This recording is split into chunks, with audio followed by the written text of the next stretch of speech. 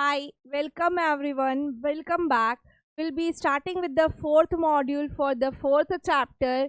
हाँ, चौथा मॉड्यूल चौथे चैप्टर का carbon and its compound grade 10 science. ठीक है, अभी तक हमने नॉमेनक्लेचर के बेसिक रूल समझ लिए हैं। पेरेंट हाइड्रोकार्बन क्या होता है, हाइड्रोकार्बन क्या होता है, अल्कीन, अल्केन, अल्काइन, बहुत सारे फंक्शनल ग्रुप्स के बारे में जान लिया है। ठीक है, अब जब मैंने लास्ट मॉड्यूल आपको पढ़ाया था, मैंने एक वर्ड यूज़ किया था, होमोलॉगस सीरीज। क्या होता है ये होमोलॉगस सीरीज? आपके एग्जाम पॉइंट ऑफ व्यू से बहुत ही इंपॉर्टेंट टॉपिक है ये। ठीक है, तो कुछ कैरेक्टरिस्टिक होते हैं, कुछ चीज़ें समझनी होती हैं, वो लेके एग्जाम्पल लेके हम समझते हैं कि होमोलॉगस सीरीज होता क्या है, उसके क्या कैरेक्टरिस्टिक्स है। जैसे हमें पता है हमारा सैचुरेटेड हाइड्रोकार्बन यानी कि हमारा अल्केन, उसका जनरल फॉर्मूला CnH2n+2 है। ठीक है, जनरल फॉर्मूला CnH2n+2 है। यहाँ पे n जो है वो हमारे नंबर ऑफ कार्बन डिफाइन करता है और उसके बेसिस पे हम थोड़ा बहुत स्टडी करते हैं। जैसे जब हमारा नंबर 1 रहता है, n की वैल्यू 1 रहती है, कार्बन 1, तो हमारे हाइड्रोजन 4 रहते हैं और हम उसे नाम देते हैं मीथेन। हम नामकरण क्या देते हैं उसको? मीथेन। अभी मॉलिक्यूलर मास क्या होता है? जितने एटम है उसका सम। तो कार्बन का एटॉमिक मास 12। ठीक है, कार्बन का एटॉमिक मास 12 और हाइड्रोजन 4, यानी कि 12+4 कितना होता है वो कैलकुलेट करते हैं। मॉलिक्यूलर मास अगर हम कैलकुलेट करें तो 12 for carbon and 1 for each hydrogen, 4 hydrogen यानी कि 12 + 4 16 यूनिट्स होता है। तो मॉलिक्यूलर वेट कितना है? 16। ठीक है, अगर हम कार्बन 2 लेते हैं यानी कि we are making it to ethane. ठीक है, हम इसको ईथेन बनाते हैं। तो देखिए, एक कार्बन बढ़ाया, उसके सामने 2 हाइड्रोजन बढ़ेंगे, बेसिकली CnH2n के बेसिस पे, H2n+2 के बेसिस पे। तो अभी इसका मॉलिक्यूलर मास कैलकुलेट करते हैं। 2 कार्बन यानी कि 12 2 ज़ा 24 और 6 हाइड्रोजन यानी कि 6, 24 + 6 यानी हो गया ये सीधा सीधा 30 यूनिट्स। सीधा सीधा कितना हो गया? 30 यूनिट्स। अभी उसी हिसाब से प्रोपेन एंड ब्यूटेन की बात करें तो ये 44 और 58 हो जाते हैं। अभी 30 - 16 डिफरेंस इन वेट कितना होगा? ठीक है, फर्स्ट वाला तो बेसिक है, इसका कुछ नहीं हो सकता। ठीक है, 30 - 16 कितना होगा? 14 units. If you make it 44 - 58 again 14 units. तो हर बार कितना वेरिएशन है? 16 to 30 में 14 का है, 30 to 44 में अगेन 14 है, 44 to 58 अगेन 14 का है। तो कॉन्जिक्यूटिव जो चेन चलती है हमारी अल्केन्स में, वहाँ पे 14 यूनिट्स ऑफ मॉलिक्यूलर मास का डिफरेंस है। ठीक है, 14 यूनिट मॉलिक्यूलर वेट में डिफरेंस है। और अगर आप पूरा ग्रुप देखें, मीथेन, ईथेन, प्रोपेन, ब्यूटेन, तो एक कार्बन 2 हाइड्रोजन, एक कार्बन 2 हाइड्रोजन इंक्रीज होते हैं। मिथिलीन ग्रुप ऐड होता है हर बार में। मीथेन टू ईथेन जाने के लिए एक कार्बन 2 हाइड्रोजन, ईथेन से प्रोपेन के लिए एक कार्बन 2 हाइड्रोजन।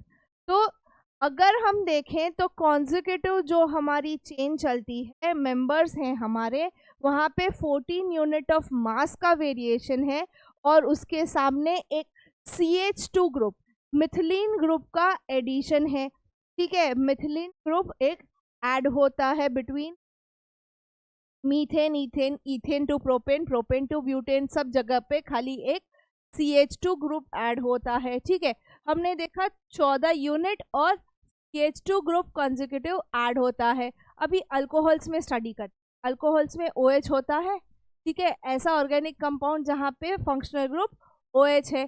जनरल रिप्रेजेंटेशन क्या है? ROH। ठीक है, R can be any alkyl group. R का हमारा अल्काइल ग्रुप का जनरल फॉर्मूला क्या है? CnH2n+1 है और उसके साथ हमारा OH ग्रुप ऐड होता है। ठीक है, नेम और मॉलिक्यूलर फॉर्मूला अगर हम लेते हैं तो methyl alcohol CH3OH, ethyl alcohol C2H5OH। ठीक है, तो अगर हम यहाँ पे प्रोपाइल अल्कोहल और ब्यूटाइल अल्कोहल भी ले लेते हैं, H7OH और C4H9OH। अभी इन सब में भी अगर आप देखो तो खाली एक CH2 का डिफरेंस है, एक CH2 ग्रुप का डिफरेंस है। अल्कोहल्स तो OH तो सब में है, जो प्लस माइनस है ये number of carbon and number of hydrogen में है। यानी कि यहाँ पे भी हमारा खाली मिथिलीन ग्रुप यानी CH2 ग्रुप कॉन्जिक्यूटिव्स में ऐड हो रहा है, और जितना CH2 ऐड हो रहा है यानी मॉलिक्यूलर वेट उतना ही, खाली 14 यूनिट डिफरेंस आ रहा है पहले और दूसरे में। तो होमोलॉगस सीरीज को हम क्या कहते हैं? एक सीक्वेंस है, एक ऐसा सीक्वेंस है, ऐसे ग्रुप ऑफ कंपाउंड्स जहाँ पे अगर हम बात करें कि भाई जो मेरा सीक्वेंस है वहाँ पे पहले और दूसरे के बीच में खाली एक मिथिलीन ग्रुप या एक CH2 का डिफरेंस होता है, या ज़्यादा अगर हम मॉलिक्यूलर वेट के टर्म्स में बात करें तो 14 यूनिट का डिफरेंस होता है। यहाँ पे ये जो ऑर्गेनिक कंपाउंड है इसमें फंक्शनल ग्रुप हमेशा सेम रहेगा, फंक्शनल ग्रुप कभी चेंज नहीं हो सकता। ठीक है, यहाँ पे फंक्शनल ग्रुप हमारा अल्कोहल है। ठीक है, अल्कोहल फंक्शनल ग्रुप की ये होमोलॉगस सीरीज है जहाँ पे फंक्शनल ग्रुप सेम है, जो कि रिप्रेजेंट करते हैं by same general formula ROH, या हम कहें CnH2n प्लस 1 OH। ठीक है, CnH2n प्लस 1 OH ये इसका जनरल फॉर्मूला है, एंड विच मोर और less shows similar trends in their property. Similar trends in their property, यहाँ पे प्रॉपर्टी यानी केमिकल एंड फिजिकल प्रॉपर्टी की बात हो रही है।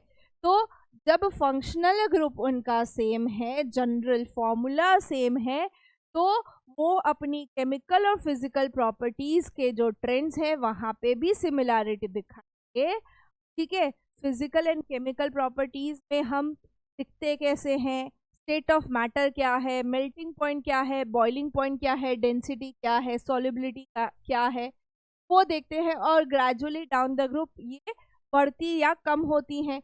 ठीक है, तो ये सारी चीज़ें जो हमें समझाता है उसे हम होमोलॉगस सीरीज, उसे हम कहते हैं होमोलॉगस सीरीज।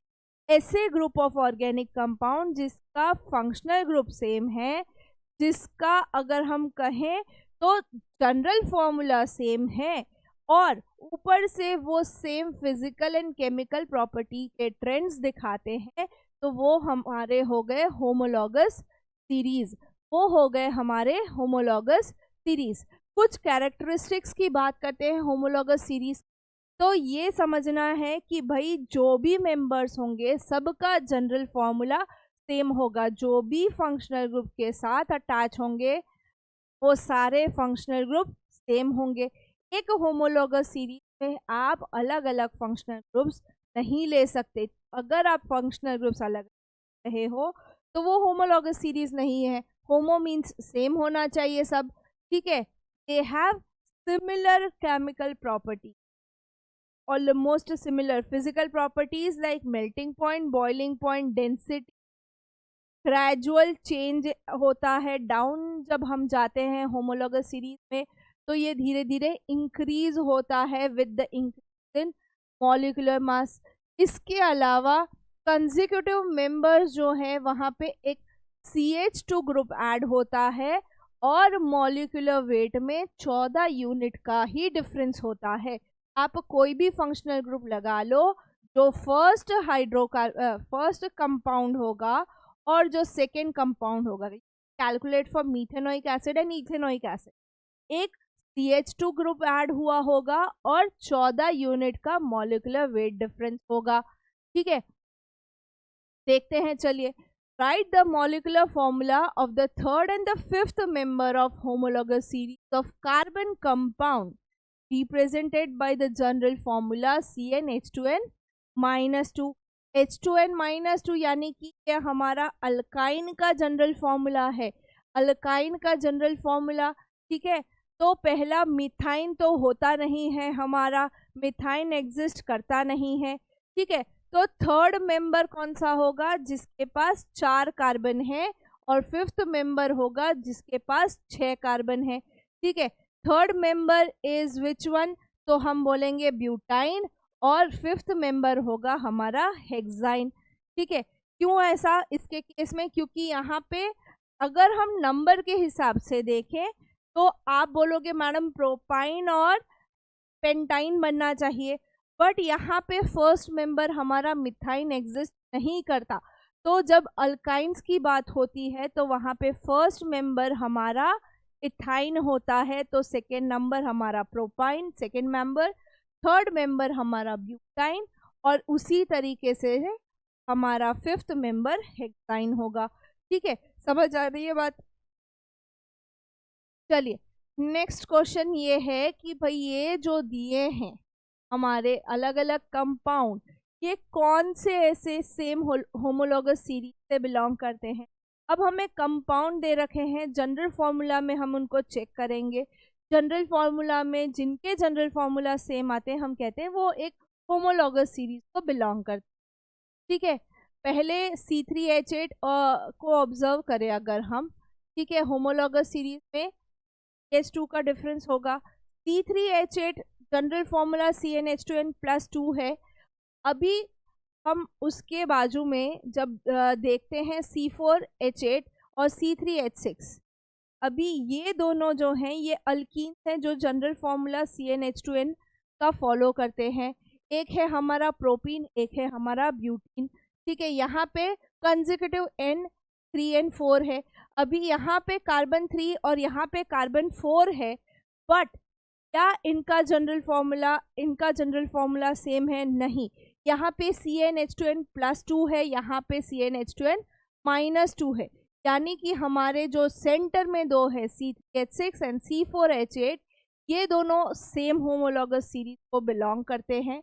उसके अलावा दोनों के बीच में खाली CH2 यानी कि मिथिलीन का डिफरेंस है, 14 यूनिट का डिफरेंस है। ठीक है, 14 यूनिट का डिफरेंस होता है generally first and the second compound में। ठीक है, तो ये है हमारा होमोलॉगस सीरीज।